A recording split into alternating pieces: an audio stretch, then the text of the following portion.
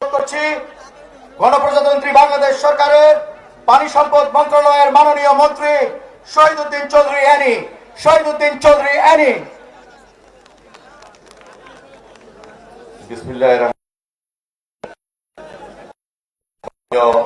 প্রধানমন্ত্রী জনাব তারেক রহমান, উপস্থিত মন্ত্রী পরিষদের সদস্যবৃন্দ, প্রিয় এলাকাবাসী, আসসালামু আলাইকুম ওয়া রাহমাতুল্লাহি ওয়া বারাকাতুহু।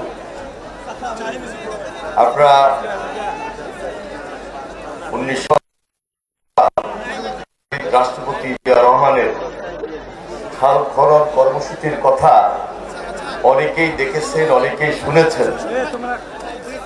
ওনার উদ্দেশ্য ছিল খাল খনন কর্মসূচির মাধ্যমে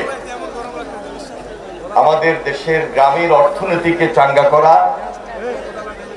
কৃষির উন্নয়ন করা এবং সে অনুযায়ী খাল খনন কর্মসূচি এদেশের মানুষের কাছে পরবর্তীতে সবচেয়ে বেশি জনপ্রিয় একটা কর্মসূচি ছিল।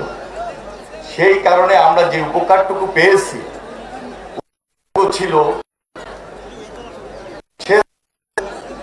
উন্নয়ন করা, সেচ ব্যবস্থাপনার উন্নয়ন করা, মাছের চাষ করা, আমাদের এই যে খাল খনন কর্মসূচির মাধ্যমে যে কর্মসংস্থানের সৃষ্টি হয় সেই কর্মসংস্থান তৈরি করা। আরেকদিকে এখানে খালের দুই পাড়ে যে গাছ লাগানো হবে তার জন্য একটা পরিবেশ এবং পরিবেশটা উন্নত হওয়ার পাশাপাশি এই যে গাছের ফলমূল সেটা বৃদ্ধি পাওয়া।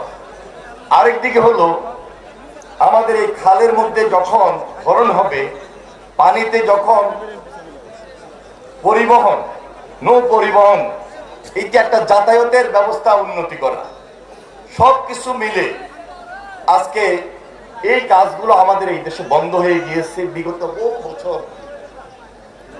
আমাদের মাননীয় প্রধানমন্ত্রী মরহুমা বেগম খালেদা জিয়া অনেক খাল কর্মসূচি হাতে নিয়েছিলেন, কিন্তু পরবর্তী ধারাবাহিকতা আমরা দেখতে পাই না বিদায় আজকে আপনারা লক্ষ্য করুন সারা বাংলাদেশে এই কর্মসূচি প্রায় বন্ধ হয়ে গিয়েছে।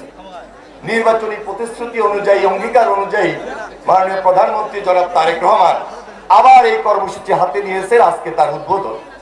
এবং আমরা এই উদ্বোধনী প্রোগ্রাম এখানে শুরু করেছি এবং এই কাজ অব্যাহত থাকবে, এই কাজ চলমান থাকবে। আমাদের টার্গেট হলো আগামী 5 বছরে 20,000 কিলোমিটার খাল কর্মসূচি আমরা হাতে নিয়েছি।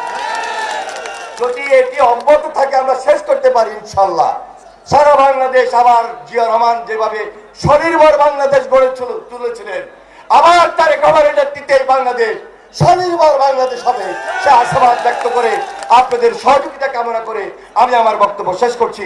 খোদা হাফেজ। বাংলাদেশ জিন্দাবাদ।